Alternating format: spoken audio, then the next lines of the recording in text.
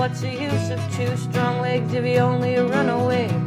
And what use is the finest voice when you have nothing good to say? What good is strength and muscle if you only push and shove?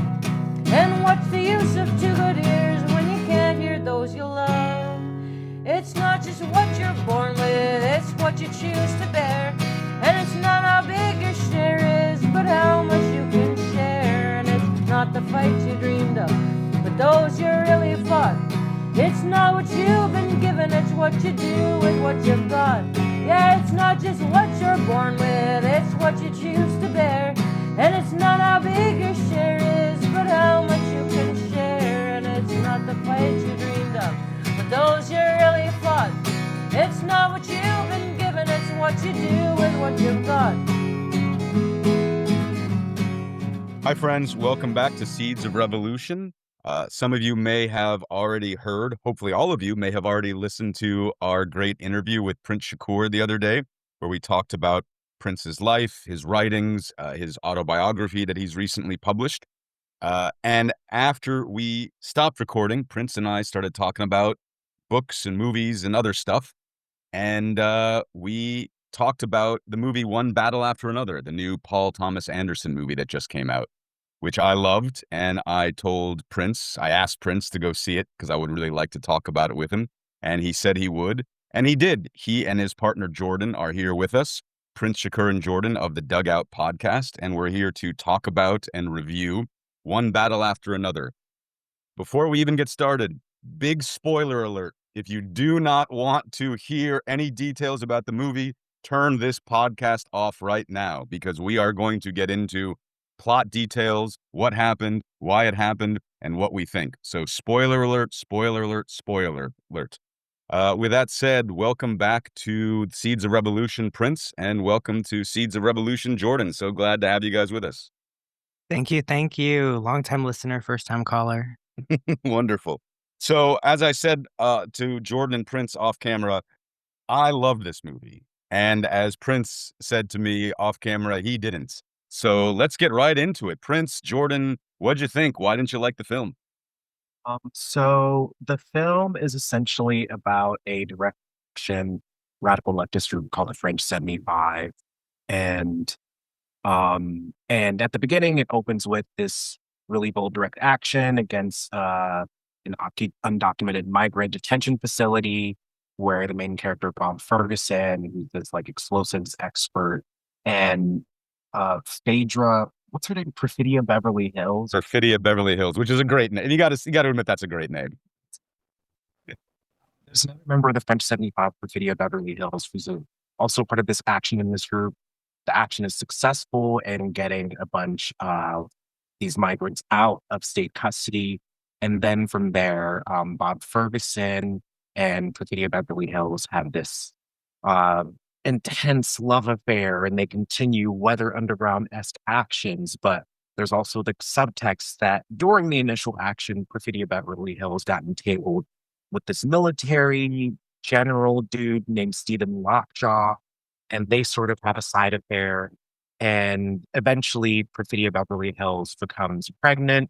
She has birth to the child, and her and Bob Ferguson have all these issues because, I mean, my reading of it is that she's experiencing postpartum depression, amongst other things. She eventually abandons the family, also ends up getting, I can't remember exactly how things are ordered, but the French 75 get caught and then they have the baby, or is it before? No, they have the baby, and then they gotta go In hiding? Or what? Yeah, so Perfidia has the baby, then they try to rob a bank, and the bank robbery goes awry, and they all get captured, including Perfidia, and she becomes an informant and goes into the witness protection program and rats out everybody else, and the rest of the French 75 have to go on the run. after being sexually assaulted by the Lockjaw character, secluded into a witness protection house where he has access to her, and she dips. And that's just act one. That's the first 10 minutes, I think. Yeah.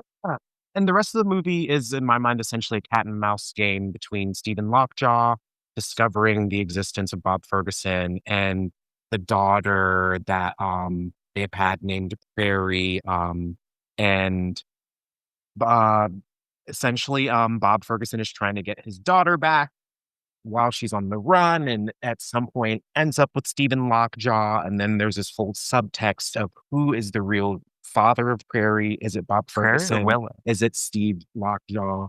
I think it's Willa. It's Willa Ferguson. I'm like, I don't know who you. Oh, okay. I was thinking of the daughter in the book that it's based on. Okay, my bad. And I guess the other subtext is that this film is based on a Thomas Pynchon novel named Vineland that came out, I believe, in the early 90s. So that's my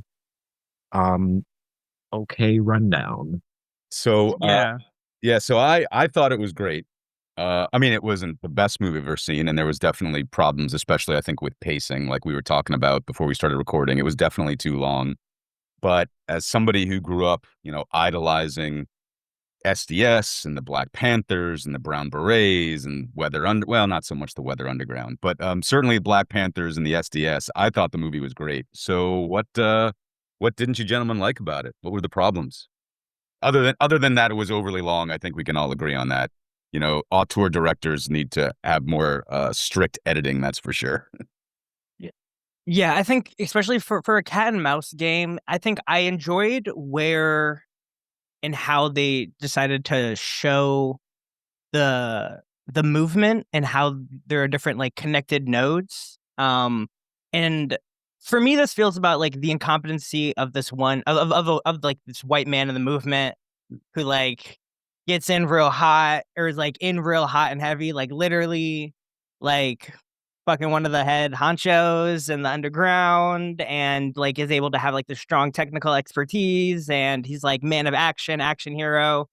And I think one of the parts I did enjoy was that by the end, like he had to be like overall he didn't really save his daughter that much. He ran around to very other useful parts of the movement and was like an incompetent idiot.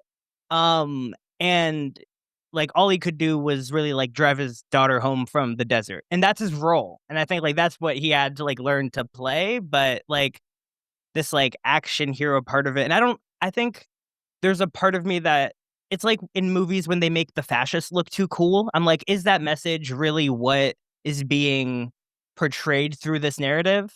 Or am I just reaching for that because that's what I want to hear? And I think that's where some of my discomfort with the film and how it was paced and like how some of the characters are portrayed kind of fell through. But like I said, I feel like my opinion isn't as strong, positive or a negative. Like there's things I can take and pull from it.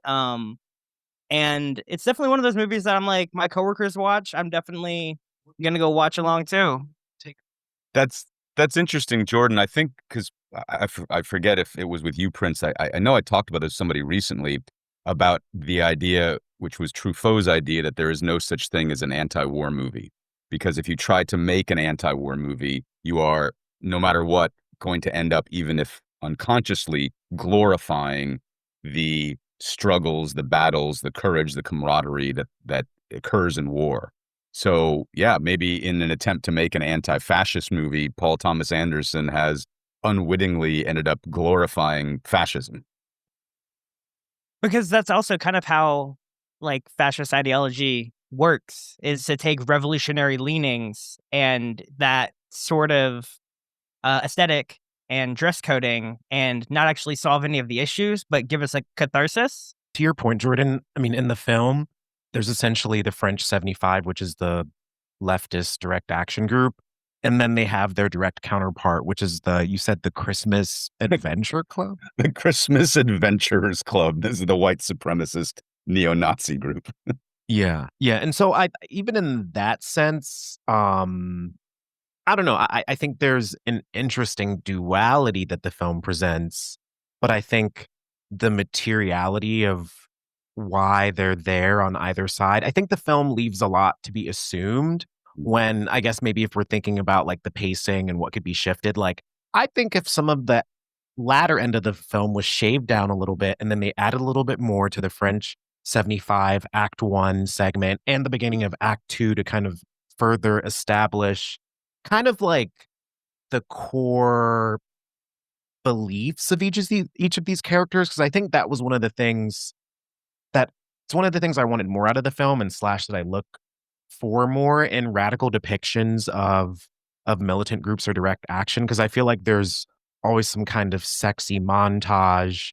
There's always the aesthetics of a revolutionary process, but it's like when the revolutionary characters were at their most capable, it's literally only like the first 20 minutes of the film, and the rest of it is like, I mean, it shows a lot of things that are very much a part of our world, but I think the inability of the revolutionary characters alongside the kind of hyper accuracy, hyper viciousness of the like state characters and the white supremacist characters in the film, I think that's what kind of left a weird taste in my mouth. And then on top of that, like the tonal shifts in the movie between thriller and comedy, like Leonardo DiCaprio's falling off a roof and getting arrested and tased, but there's all these undocumented people in the background running for their lives. And so I think the like laughing during a movie that's about fascism, I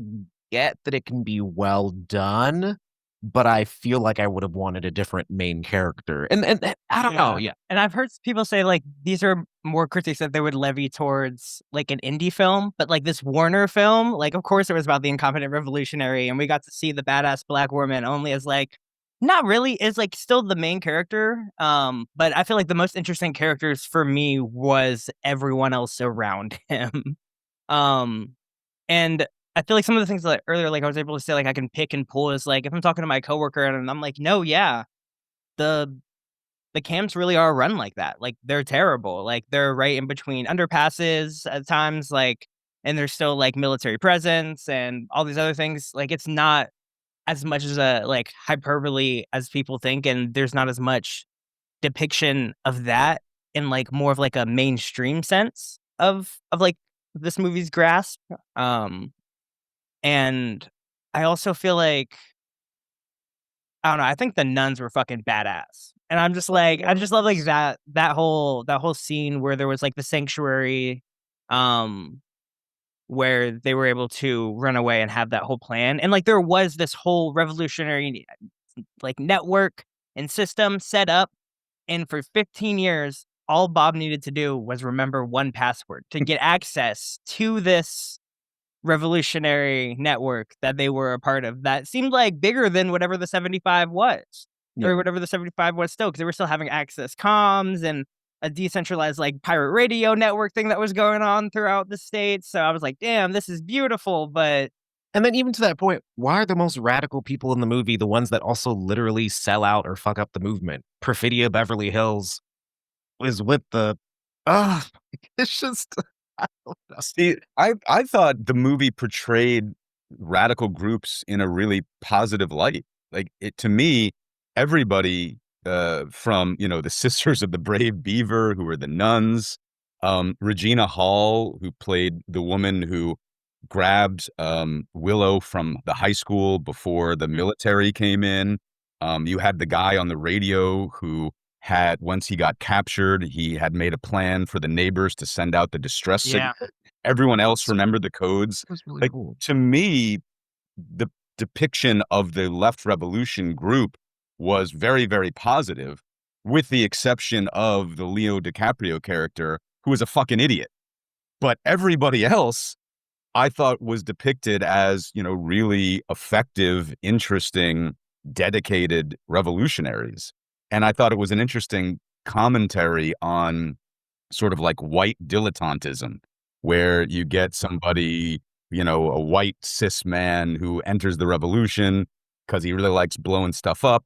And then he really likes having sex with the leader of the revolution. And after things get complicated, everyone else is still out there organizing. Everyone else is still out there setting up radio networks and setting up sanctuary cities and remembering the codes. And the white dilettante is spending 16 years on his couch in his bathrobe smoking pot. Like, I thought it was more of a critique of Yeah. trope. I think that trope of the white is revolutionary. such I think it's a good way to see the film. I think Yeah. it's for that exact reason where I was just kind of waiting for it to be over. And so it is interesting because I don't deny that at all. I think maybe it's just like giving it screen time. Sometimes I'm just like, was this the low-hanging fruit that is the version of the book that became this film? And I don't know, and I do feel like that there's a reason that the comedy is there and he's presented comedically. And even when I left the film, I was kind of thinking it feels like revolutionary satire. And so learning about the original text and knowing it was Thomas Pynchon, I think it makes that takeaway make a lot of sense. And it also makes what you're saying make a lot of sense. But I think that's like the exact reason I kind of didn't like it, because even if the film had heart, but I feel like it could have had so much heart if it would have dug even like 20% a little bit past how the film did with these characters. Because with Bob Ferguson, I'm just like, what was raising your daughter like? And even with Perfidia, like I found her character to be absolutely fascinating, and the hurt. That was just a lot in the beginning, but what I was really attracted to when like Bob Ferguson is visiting her and her mom and the mother. What does the mother say to him? Yes. Like His mother basically says, you don't belong with my daughter because my daughter is a true revolutionary who comes Yeah. from a long line of revolutionaries. Yeah. And you're just playing it revolutionary. Yeah. And that was another moment where I was like, if this film had dug into this a little bit, it would have scratched past the surface of why these characters are doing this. Like, Yeah. why is Bob into explosives? Why is he attracted to Perfidia? Why is Perfidia this dedicated? Because it's like, if you're of this line of revolutionaries, each generation has their own curse, promise. And so, and I don't know, and even the space and time that the movie is in, I know it's supposed to feel or seem like today, but it almost had this sort of timelessness element that I found to be a bit, I don't know. I mean, it takes however long to make movies and then you have to whatever, get it distributed. But I think some of the timelessness of it made it feel like, okay, like I guess this is coming out in today's day and age where this stuff is happening outside. And so I think the satire of some of it, yeah, I tend to gravitate away from movies that do that are hyper political, because then I'm in a theater of people laughing while an immigration raid is happening on screen, and I get it. It's like dark comedy and tonal differences, but I think, and I don't know, and I honestly think a lot of where I'm coming from is like, I wouldn't have written or wanted to make this movie or this version of this book, and a part of that is like, I'm trying to write a radical novel right now. I think about radical narratives all the time in that sense of like, what do I want to see? And so seeing this film, I was just kind of like, okay, well, I don't know. And I really didn't like how Stephen Lockjaw was like so powerful and couldn't be taken down. I'm like, let Willa take his ass down. Yeah, I think my favorite analysis of yours was even like taking a meta analysis. The only thing that can kill a fascist is another fascist. Is like kind of that's really interesting, Jordan. I never thought about that. That's fascinating. Yeah, because every step of the way, it's like Steve Lockjaw is able to outsmart this new Christmas whatever group. He's able to use his own resources and that group's resources to undermine their actual goal because he couldn't keep it in his pants. And then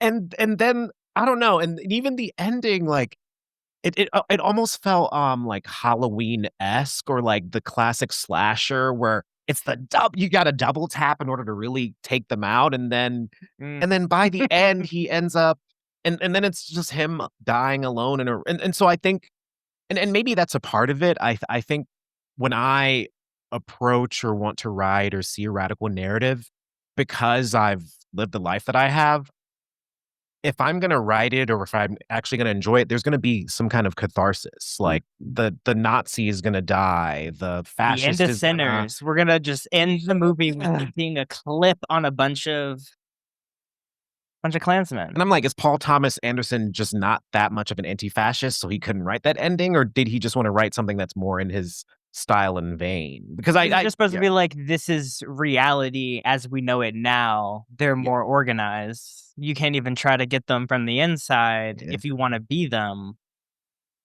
So that's Yeah. I So don't know.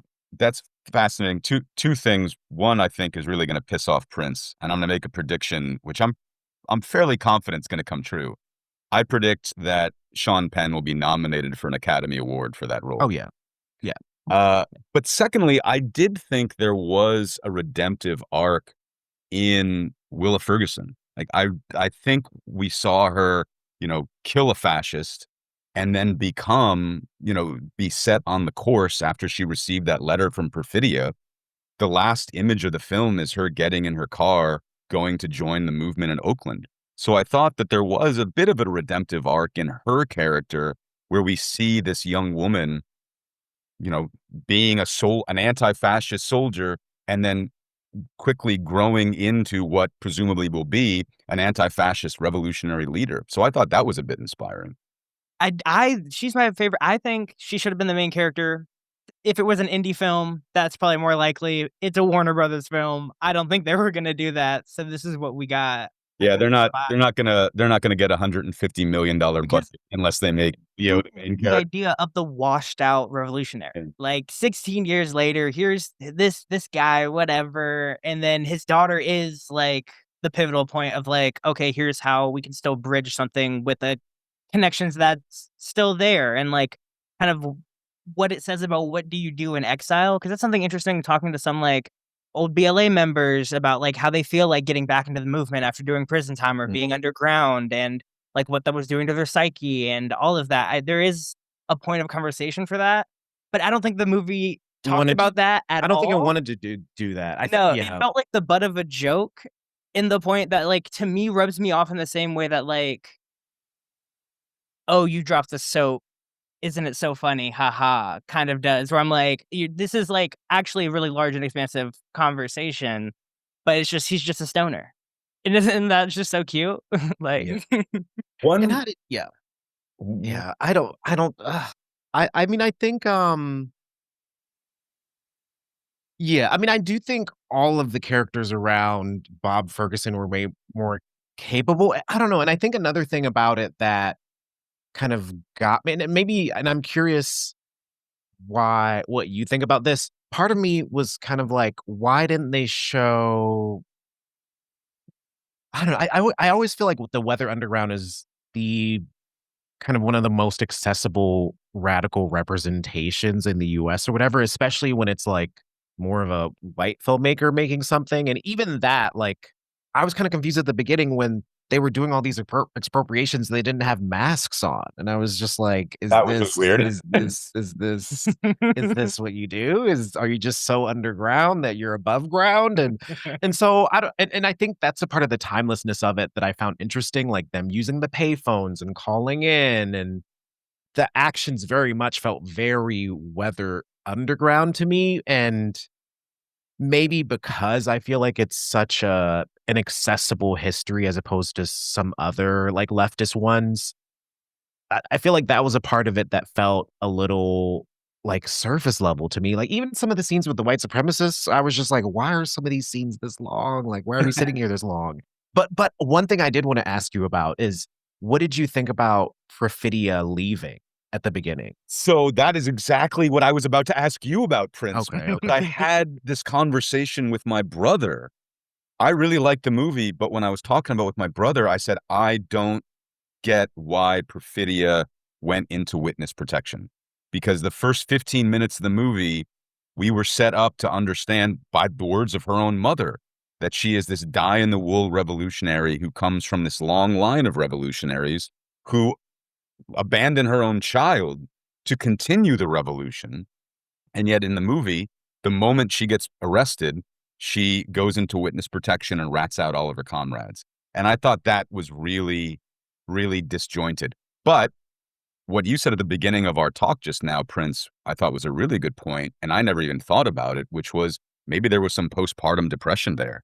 That to me explains a lot more about why she made the choices she did than anything we saw on the screen. Although now that I think about it, I think we did see a little hints at postpartum depression on the screen. Yeah, because she said, I feel bad that I don't like my baby, and Yeah. like, should other person feel this alone next to their child and stuff like that. Like, it was like very like, oh, this woman is going through postpartum depression, and also an extreme amount of state repression, Yeah. living underground. Like we're saying, like they kind of like that's the closest they really touched on the stress of living underground and state repression was I think through her character. And it was still like so like the first 10, 20 minutes and then never touched again. And the next time they hit that subject, it's like, or you could be a stoner because you're just a white dude and you're not gonna like when you interact with the state, you can just run away sometimes and that's chill. I think some of the disjointedness was because Regina, the Tiana Taylor character, Perfidia, was so serious, and her character arc was so serious and I dramatic, mean, which was only the first 10 minutes. And then Leo, Pat's character, was an idiot, and that was pure Yeah. comedy, and that character arc was 2 hours long.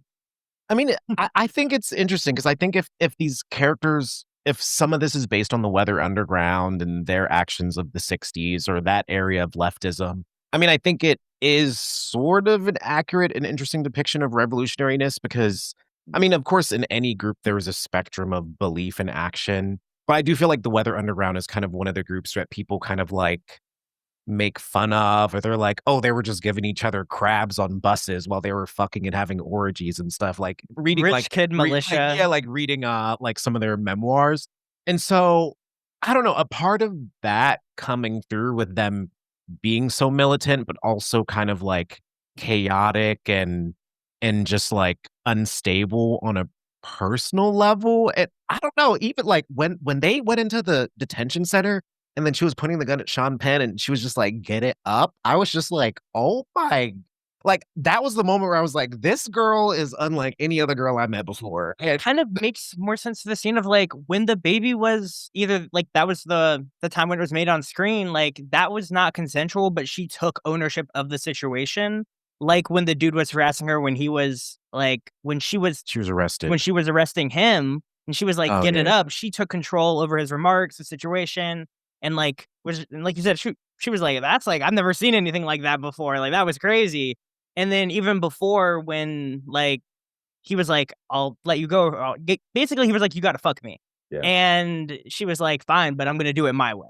And like, that's kind of her vibe. And that's why I think like, even when she's like, I'm going to witness protection, she didn't even last a day in that house. She was gone.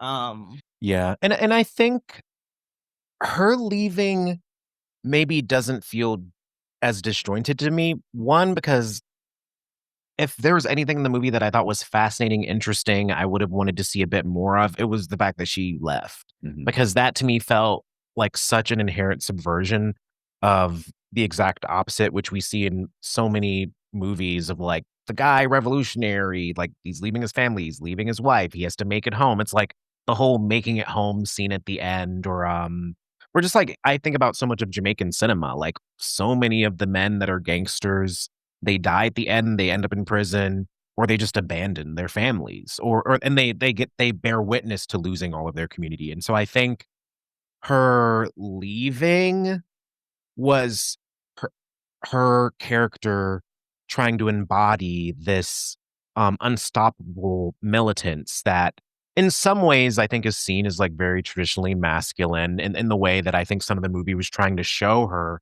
And I think that's why that abandonment was kind of there. And for her to go into the witness protection program, it's I don't know, I if I'm thinking of the letter that she writes her daughter at the end, she kind of says like I've been pretending to be all these different things my whole life. And so what does it mean to dedicate so much to the revolution but to still not feel whole, to have a lover, have a child but still not feel whole?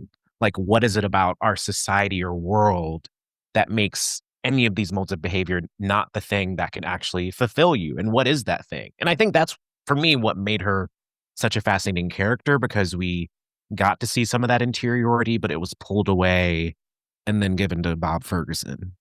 I was very, very happy that what I feared did not come true, because as I'm watching the third act, all I'm thinking is they're going to reintroduce Perfidia and she's going to come in and save the day at the end. And I'm very happy that Paul Thomas Anderson is too good of a filmmaker to make that choice. Another observation I wanted to run by you gentlemen, which also my brother made, which I found really fascinating. We haven't talked about Benicio del Toro's character.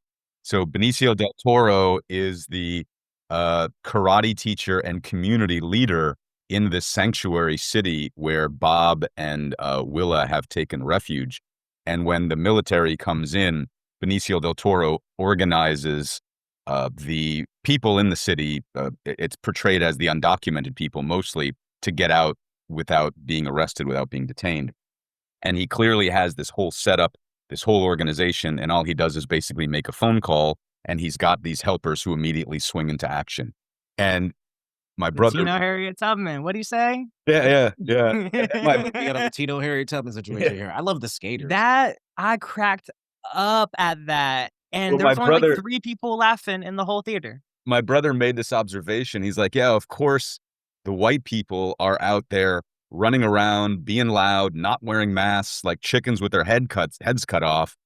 And the Hispanics are in the shadows, being cool, not saying anything, being very efficient, being very effective. And when the shit goes down and something has to be done, it's Benicio del Toro who's able to do it. And Leonardo DiCaprio acts like a moron and is literally flailing around for half an hour. I thought that was a pretty... Yeah, I think that's a really, really interesting, because that's my favorite depiction of like the movement in the whole film is like his whole setup and like The the way he knocks down the curtains, and I'm like, there's a raid happening in your city. Put the curtains back up. but yeah, he was tweaking really hard. That's when I was like, at first I was like, oh, he wasn't that much of a paranoid stoner, and then I remembered how he acted throughout the whole film. Then I was like, oh, okay, never mind. Yeah, he actually very much was. And is he supposed to be so much of a crash out that he hasn't prepared his daughter at all? Like when his daughter had the phone in the car, I'm like, I don't know. I think that was a part of it where I get that this character is supposed to be this incapable, but it That was just part of, like, she would at some point she was like, Dad, no one's coming to get you. And I'm like, but she does know about the 75. She knows about some of the codes. She knows her She knows mom's a the revolutionary. countersigns. She knows the passwords. But did she not Google her dad? Like, I don't. To me, Yeah, I'm like, she wouldn't have seen a photo. They got phones. so because I'm like, she's got a phone. She snuck one in, and I'm like, that. Of course, to me was like the very funny, haha. And like, of course, she has a phone. She's 16. Like, And and then- of course, Dad doesn't know. And then the thing I didn't mention, why did the non-binary character have to rat her out? Oh yeah, I What forgot. Thomas about that Anderson part. trying to say there? What are you trying to say? PTA? Oh. I did Just a forget. small That's part. right. The one But- non-binary character in the film. I forgot about that. Yeah. Yeah, I did love how her friends held true though. They were like, she don't got a phone. What you want us to say? Yeah, I love that. I mean, I love the It could be also What? because they're going to send them to a gender assigned prison, which is why that's what how I read it in my head. Whenever they go That's after the true. queer characters, especially the trans characters, that's why cops do that. Yeah, that's a smart analysis. Yeah. What did you think of the Christmas Adventurers Club? It was chilling. It was like being let into a back door you ain't ever wanted to go in. Which is why I thought that scene when the assassin is getting the assignment to go hunt down Sean Penn's character because they find out he had this interracial relationship. Yeah. I love that scene where he goes into what looks like a suburban, McMansion, and then he's going to meet the rest of the Christmas adventurers, and he ends up walking what looks like miles through Yeah. this subterranean basement of all these identical doors. I thought that was great. I mean, in terms of depicting the equity of white supremacy and the threat of white supremacy and how pernicious white supremacy is. And that was depicted just by that one shot of him walking down this endless corridor filled with all these identical. And why did they have taxidermy animals in the room? Like, what was that? That's all the kind of rich they are. Because Yeah. I was explaining this to my brother too. They're country club rich. They're country club rich. Yeah, like Uh. this is something I was talking to my brother about when if y'all saw like the Drewski doing whiteface thing and going to NASCAR and like making fun of like it was like a more of a punching down, but also, like having kind of more of a vibe. And my brother was like, oh, you can't do that. If it's bad to do blackface, it's bad to do whiteface. And I was like, it's not the same thing. At too. all. Well, no offense to all. your brother, but at all. Is that not the same? That white face was good. I saw it. You remember I saw it and I thought he was I didn't know that was a black person underneath. Yeah, I would try to explain to Prince, and Prince thought it was a white person doing blackface and then going to NASCAR. And then they were like, oh, But I was explaining to my brother because he was like, I've been around poor, like racist people all the time. Like we've been in rural areas, we chill. They're like, you can only be in the back of my truck because you're a little too dark. Like I don't care if you're with my daughter, all that kind of stuff. And I'm like, yeah, but that person let you in their truck. Yeah. The rich white people, yeah, you don't know them, you don't conceive of them because that's them. Like they are nowhere near you on purpose, and they have the power, acumen, and everything to make that happen. And that's like the world they're living in and they're trying to maintain. And that's why their issues, their drives, their stories seem so far often fantastical and can be portrayed so fantastical because they are so elusive, which is what can lead you into like the conspiracy brain stuff. And I'm trying to thinking of this movie in the same light of like Reddington and how they did like radical action and how they showed it, even with the fact that there are paid like Gladio style protesters or like agitator style protesters in this movie as well. Oh yeah, Some there was part. wasn't there that scene where Like they there's the Molotov. yeah, yeah. I mean, yeah, I mean, I think it's part of what made the movie difficult for me. Like, I think the ineffectiveness of some of the radical elements of the film, alongside the like sheer scale that they showed the state having, the weaponry, the machines, the being able to go into a whole fucking city and just and I don't know, and it was so chilling to watch because I'm like, isn't this happening right now? And so I found that to be super. I don't know. I just it really is uncomfortable for me when I'm watching a movie and I'm like, but this is happening outside. Like it's kind of how I felt when I watched Zone of Interest. I don't know if you've seen that film, but I've heard of it, but I didn't see it. yeah, but and I found that movie fascinating, but in a really dark way. And I What found is Zone of like Zone of Interest, it's a film about Nazi general family living in a house right outside of the gates of I think Auschwitz. And It's just about- their film doesn't refer to Auschwitz or the Holocaust at all. And yeah. these Nazi generals having this wonderful suburban life as the Holocaust is going on five Yeah. away. While they're having a garden dinner. Yeah. Yeah, and so I find movies that show some of the processes of the other side is like normal in their minds. I actually find it kind of interesting, and I think that the scope of the state that the film showed was accurate and chilling. And I don't know, in some way, I kind of did like it because it just made me think like, okay, they're making this plain. It isn't dressed up. It isn't giving it all of this like extreme nuance. Like these are racists, and we don't really got to think about it or question it. And honestly, I found the scene where they invite Steve Lockjaw to join the Christmas Adventure Club. I thought that was so funny and weird and interesting. Like the way he was combing his little hair in the elevator.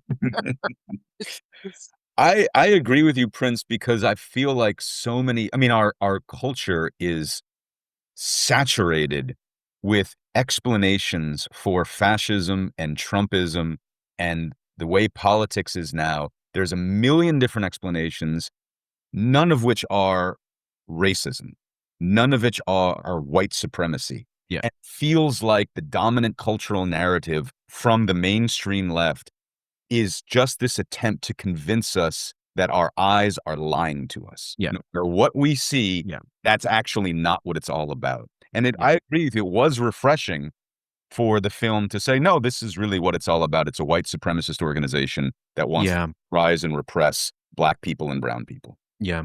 Yeah. And even to that point, like something about the film that I kind of liked because it didn't offer the fascists that nuance is I think in a lot of radical films or films about radical movements, I try to like notice tropes, and one of the tropes that I usually see is like when there's a super radical character, um, there's always usually a moment or another character where that radical person's ethics are called into question, where they're told like, aren't you going too far? Or, you're becoming just like the enemy, or two wrongs don't make a right. Like it's all throughout like the Marvel movies and all these other things. And so I liked that this movie didn't have that moment. Like I think Perfidia was kind of a representation of that in certain ways. Like you can't be so into this revolution that you forget like we are building a life together. But I also kind of like that like that she abandoned her family. I'll put that in loose quotations. But I mean I thought it was an interesting subversion. And so I think the fact that this movie didn't have these characters ever really second guess themselves, aside from Bob Ferguson, like really second guessing his complete emotional instability while he was raising his daughter. And so I found that to be sort of an interesting kind of narrative opportunity Yeah. that the film kind of did explore, and which made the letter at the end really, really beautiful and touching. I did like at the end though, the song they chose for the credits, like "She was an American girl." It's just so I so yacht rock that I'm just like, please choose a different song, like choose some rap. I don't know, but it did slap, so I can't really resist. I agree with you. It was nice, especially in this day and age, to see such a black and white depiction of politics. Like, this is wrong and this is right. And even when you're talking about Perfidia's decision to enter witness protection or to go into hiding, it wasn't because she was second guessing whether the politics of the movement were wrong. And Bob's descent into madness and drug abuse and nihilism wasn't because he had a problem with the politics. It was more, like you said, emotional and about family dynamics. And Paul Thomas Anderson, to my mind, never strayed from the dedication, his intent to prove that, no, these politics are correct. And what they are fighting against is wrong. These are the good guys and those are the bad guys. And I agree with you. I really like that a lot. Yeah, and I know from what I've read about the novel, because I was trying to read like a few different articles, and it seems like among the different critiques of the 60s leftism that the novel kind of presents, it's that the sex and drugs of the 1960s, like in relation to like the hippie scene and yada yada yada, it was escapism and not activism. And so I think when you put that subtext over this film, it makes Bob Ferguson and Perfidia Beverly Hills' relationship interesting because they are kind of the radical center points of this film, and they both end up just kind of abandoning their child and not being able to do what needs to be done, even on the most simple and personal level. And I don't know. And I think maybe that's what really made me hunger for more in terms of the emotional stakes, because this film had a lot of action, but even the daughter, Willa, Yeah. I don't know. I just felt like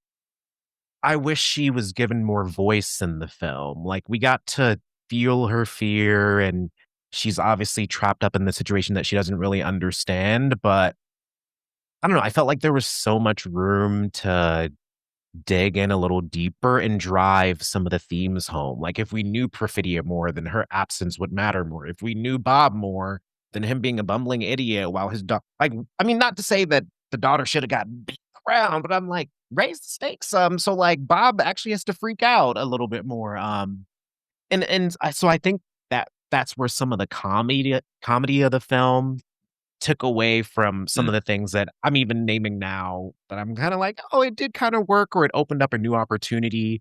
Like, do you feel like you enjoyed the comedic tone of the movie? Did it like refresh it for you, or did it take anything away? I did. Now, understand, one of my favorite movies of all time is The Big Lebowski. So the comedic Okay. tone of this film was definitely resonant with my sensibilities. And yeah, I really enjoyed it. While you were talking about Willa, one of the things I was thinking about that I enjoyed the most was the entire movie. She's running around in a jean jacket and a tutu, which I thought, and she like murders a white supremacist while wearing a tutu. Like, I thought that was really, really funny that it's this 16-year-old girl who just wants to hang out with her friends at the dance and get away from her overbearing, drug-addicted father. And she's running around as a 16-year-old girl. And yet, that scene, this diverged a little bit from your question, Prince, about the comedy of it. But that scene in the church where Lockjaw makes her take a DNA test, and she's sitting there knowing, I mean, he basically said to her, if you are my child, I'm going to kill you. That was an artful scene. That was I really appreciate dark. how much she actually ran away too. Like, Well, she and she didn't did take not. a moment to not. She didn't break down. She wasn't. I mean, she just learned that this white supremacist military colonel was her father, and that he was going to kill her. And instead of melting into the floor like a flower, she said, "Fuck you! I'm fighting for my life." Yeah. I thought that. I What thought she said that to him, was why is your really shirt so powerful. tight? And then he said, I'm not a homosexual. Yeah, yeah. And that was hilarious. I mean, she knew exactly. There was another moment where like only 3 people were laughing in the theater. And this is something that pissed me off about the movie. I don't know if it's because I'm in Ohio and this was just the Ohio crowd on a Thursday or whenever we decided to go. But I felt really uncomfortable with the people above us who were watching because they were uncomfortable by the first scene. There was like a group of like white college aged kids who were like, "Oh, for ice, oh man, the bad guys, man." And I was like, "Shut the fuck up!" And I then love- just watch them get almost murdered. And I was like, I mean, the leftists did go far by telling them to get it up, but I mean, girl power. the fact that Willow turned to her biological father, who was a white supremacist about to kill her, and her reaction was, "Yeah, your shirt's too tight." Like that was fucking awesome. I love that. Didn't she say something like, "I already have a dad anyway, Yeah. so Yeah.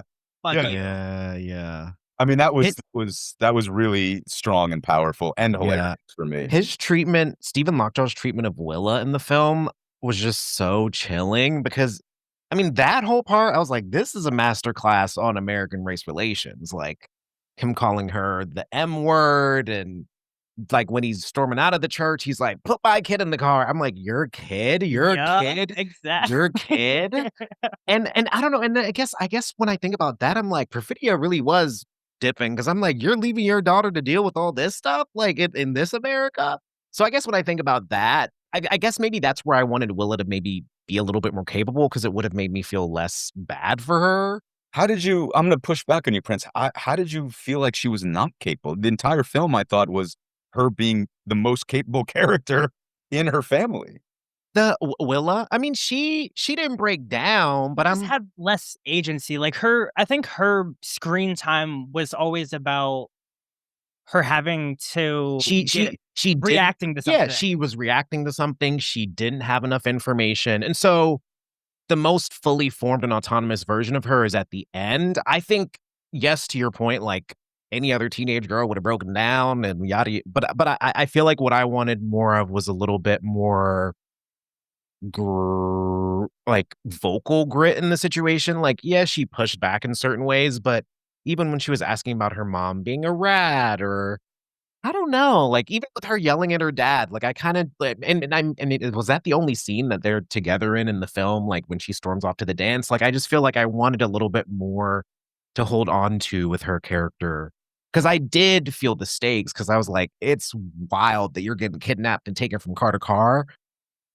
But and I liked that she was tough, but I think if the film wanted to throw more interesting twists our way, it would have made her a bit more capable. So it would have given Stephen Lockjaw a harder job of getting to her. And I think that's maybe the version of the film I wanted to see a bit more. It also would have made the I'm going to exaggerate, the 6-minute driving scene near the end a lot more bearable. If she was like fighting back or doing something, because for a minute I was like, man, this is really cat and mouse.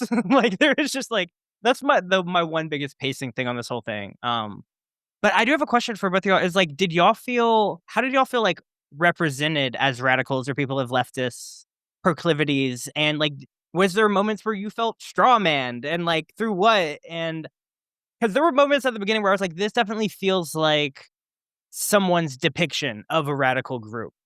Like, and there's definitely some history of it is known, but it wasn't giving like Andor, where like, oh, this is studied, but it's also not a long form thing like that. Yeah, I mean, I'll be honest. I thought it was in many ways overly complimentary to left-wing radical groups. I mean, the groups that I've been a part of have not been, well, I've never been a part of an underground organization. I'll put that out there. So I'm only speaking about above ground political organizing. They're not that effective. They do not consider security culture anywhere near the way they should. And they're plagued by infighting. Now, I'm glad that this film didn't get into that, because I think that's a whole nother film. But anybody who spent any time doing any sort of radical organizing, I mean, how much of our time is taken up by mediating infighting? In my experience, 20, 25%. And so to see a depiction of this, other than Bob, this very effective multiracial underground organization who actually pulls off these dramatic acts of resistance. Not wearing masks, I think, was a really bad choice. I agree with you there, Prince. I didn't quite understand that one. I thought was in many ways an overly rosy depiction of what radicalism and radical organizing today looks like. I don't know. What about you, Prince? I thought it was fun to watch. I liked Regina Hall's character, Yeah. like the kind of emotional centeredness she had. And I mean, it goes back to why I feel like I didn't really vibe with the film. Is usually I want to understand why people are doing what they're doing.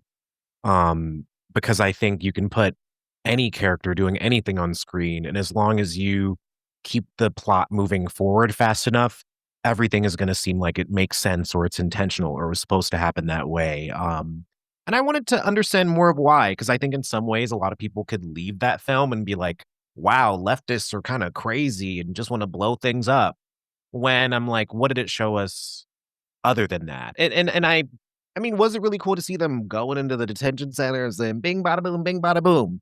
Strong It beginning. it of the was film. cool, but then it's like the next montage is Steve Lockjaw jerking off of in his car while watching Perfidia Beverly Hills through binoculars. So I think Watching her the ass tonal- through binoculars. yeah, and so I think the tonal shifts kind of pulled me out of Mhm. the parts of it that I could have been proud of. And I think maybe that's, if I'm solidifying like one of the things that made it a tumultuous viewing experience for me, it's like in almost every moment where something cool and radical was happening, there was some other element that kind of took you away, whether it was them not being masked or Steve Lockjaw watching them and jerking off, or like this cool, amazing network of undocumented folks being able to flee, but it's in between Bob Ferguson rolling around on the ground like a taquito or something. Not And to, so not to- And I think some of the thing that like for you is like the suspension of disbelief wasn't as heavy or as like easy for you to slip into yeah. for the film too. And even because like also, I'm not a part of any underground organizing, but even being involved in like very entry level nonviolent direct action stuff,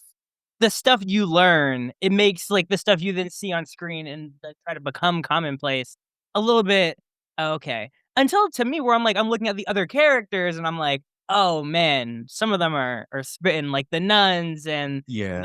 the Latino Harriet Tubman. They popping off. I was very confused when Perfidia and Bob went into the building and were trying to get the bomb, and then Steve Lockjaw showed up at the beginning. I'm like, I thought y'all Yeah. were like most wanted. Like, how are you just able to walk into this building? That part. Like, y'all don't got cameras, or is this back in the day? Like, I think the timelessness of it took me out of being able to feel grounded enough in the politics, even though it was cool to see. Because even the way she goes into the building and then goes into the bathroom and goes up to the vent, like, I feel like there's a documentary about the Weather Underground where one of the members describes doing an action like that. And in an interesting way, I was like, did he just copy this kind of verbatim from that documentary in terms of like how these radical actions happened? And so I think that shows a strong amount of research, obviously, because it was based off of something, but there was just something that didn't feel unique in how the radical actions were depicted. To your point about the tonal shifts being so disjointed, which I agree with you, I do want to give Paul Thomas Anderson a little bit of slack, because this being based on a Pynchon book, that is Pynchon. I mean, Pynchon's all of his books are very much like that. They're on the one hand very, very deep subjects of politics and conspiracy and race relations, punctuated by just absolute ridiculous comedy. So I think that Paul Thomas Anderson made that choice in order to be, I don't know, a little bit truer to his source material. We're running up against an hour, and I want to let you gentlemen go about your days. So final question for both you, Prince and Jordan. Out of 5 stars, how many and why? Out of 5 stars. Out of 5 stars. Out of 5 stars, I will give it a 3. And why is Three. that? 3 out of 5 stars. I think it gives a lot to talk about with my coworkers, and that's what I value in pop media. And to be able to have conversations that can root into different radical themes like way easier um is dope. That being said, I do think the film's not for me. Mm. I think is something um that I just like come to terms with, and like there's not a lot of films for me because like you said, if I was writing this film or something else, it would be a lot different. And that's just who we would focus on and how. Mm. And even if it was like the washed up revolutionary, I'm like, I'm so into that. I'm so into that. I have a whole podcast on what did y'all do after you got out of prison. That's like my main goal on the dugout is what the fuck did y'all do after y'all got out of prison, or like you when you were underground, because there is like the basic knowledge of yeah, it is a time where a lot of people do want to know that, and like a lot of people need to not romanticize certain elements, and that is something I did like about it. But I feel like their version of not romanticizing revolution was just like, showing how brutal the state is, Mm. which is true. So I'm not gonna hate.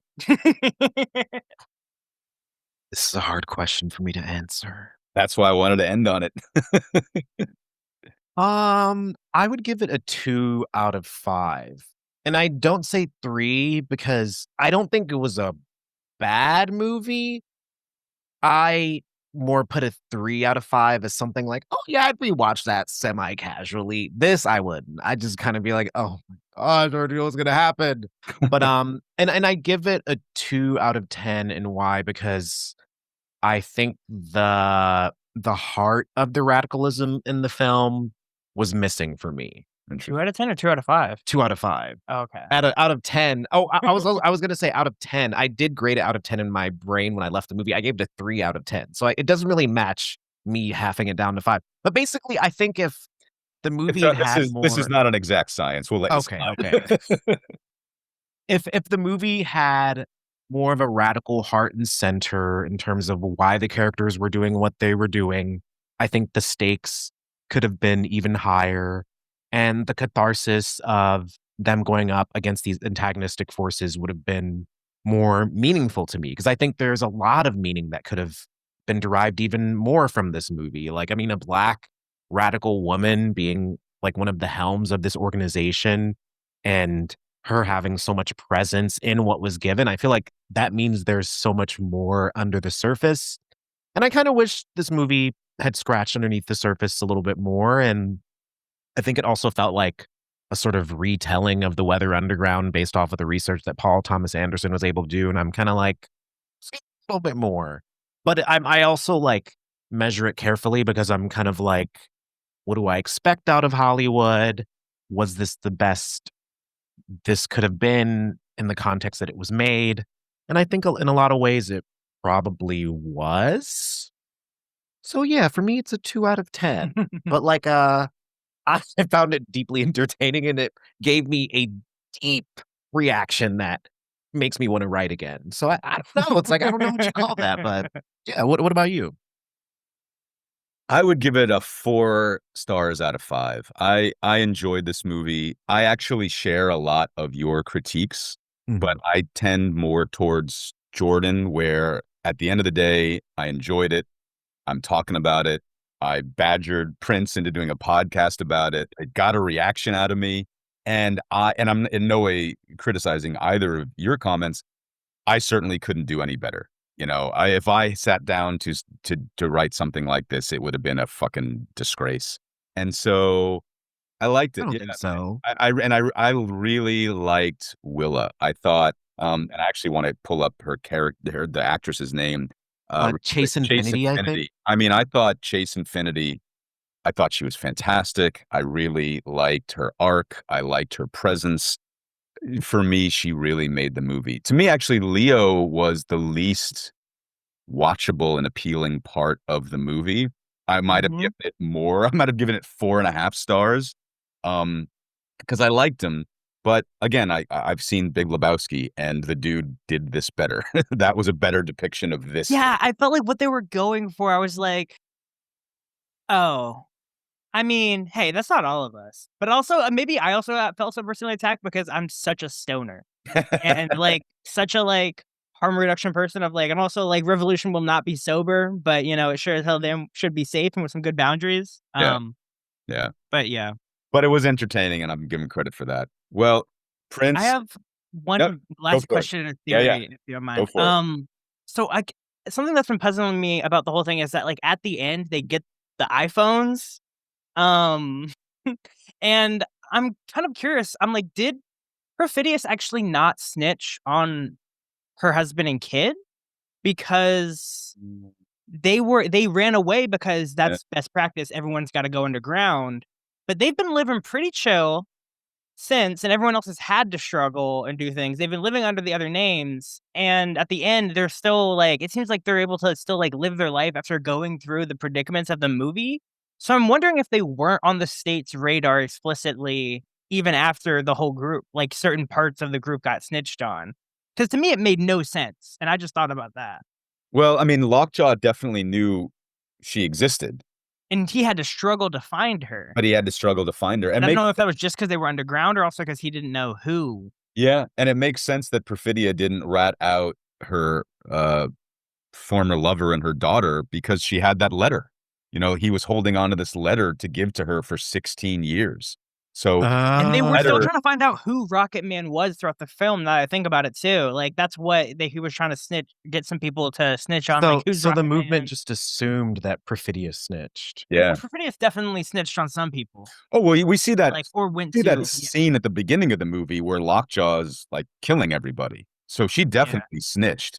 What was the Uh-huh. character with the amazing name? The woman who robbed the bank. What was her name? Oh, it's Jungle Pussy? Jungle Bike. Yeah. Perfidia definitely snitched because we saw Lockjaw just walk up and, you know, put a bullet in that woman's head. But yeah, I think Jordan might be right that she didn't snitch on on Bob and Willa. Yeah. Wow, so there- Wow, I didn't even notice that. Good call, Jordan. Well, Prince and Jordan of the Dugout Podcast, thank you so much. I really, really enjoyed it. This was our first movie review on Seeds of Revolution, and I'm really honored that you two gentlemen took the time to review this movie. For those of our listeners who haven't seen the movie, I think you should see it. I think it's good entertainment. And if you haven't listened to the Dugout, please do. We're going to link their show in our show notes. Prince and Jordan, thank you so much for being on Seeds of Revolution. I really appreciate it. Yes, thank you so much for having us. Jesus Thank Christ you. came back today like you threatened he will. Which poor group of people do you think that he would kill? And who would Jesus choose to starve if you gave him the chance? And if there was a genocide, would he take a neutral stance? Who would Jesus bomb?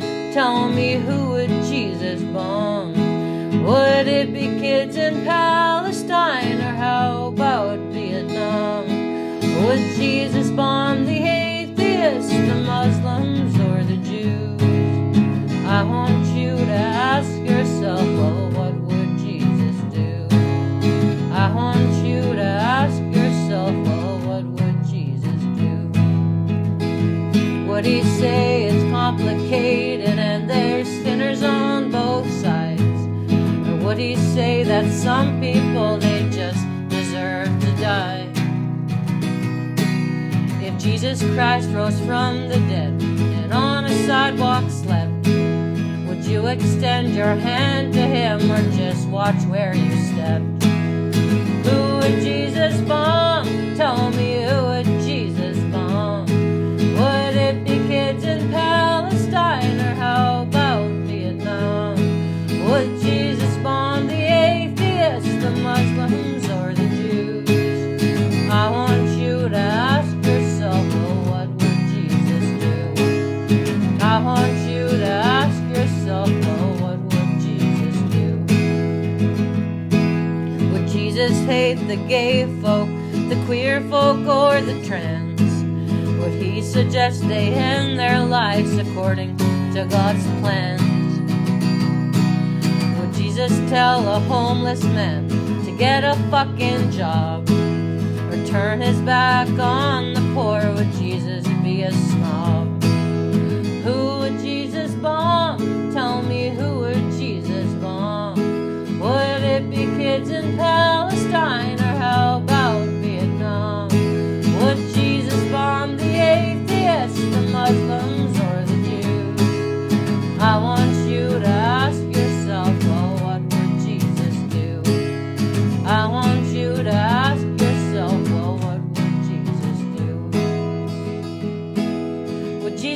border wall? Would Jesus drive a tank? Would Jesus be a landlord? Would Jesus run a bank? Would Jesus Christ feel safe in his skin if he came to your town?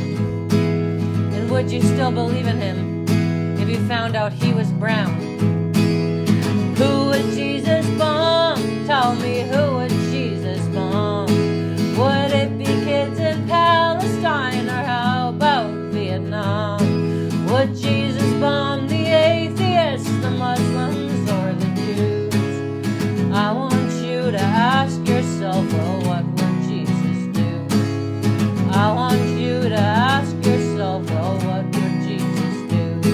Yeah, who would Jesus bomb? Tell me, who would Jesus bomb? Would it be kids in Palestine, or how about Vietnam? Would Jesus bomb the atheists, the Muslims, or the Jews? I want you to ask yourself, well, what would Jesus do? I want you to ask yourself, well, what would Jesus do? I want you to ask yourself, well, what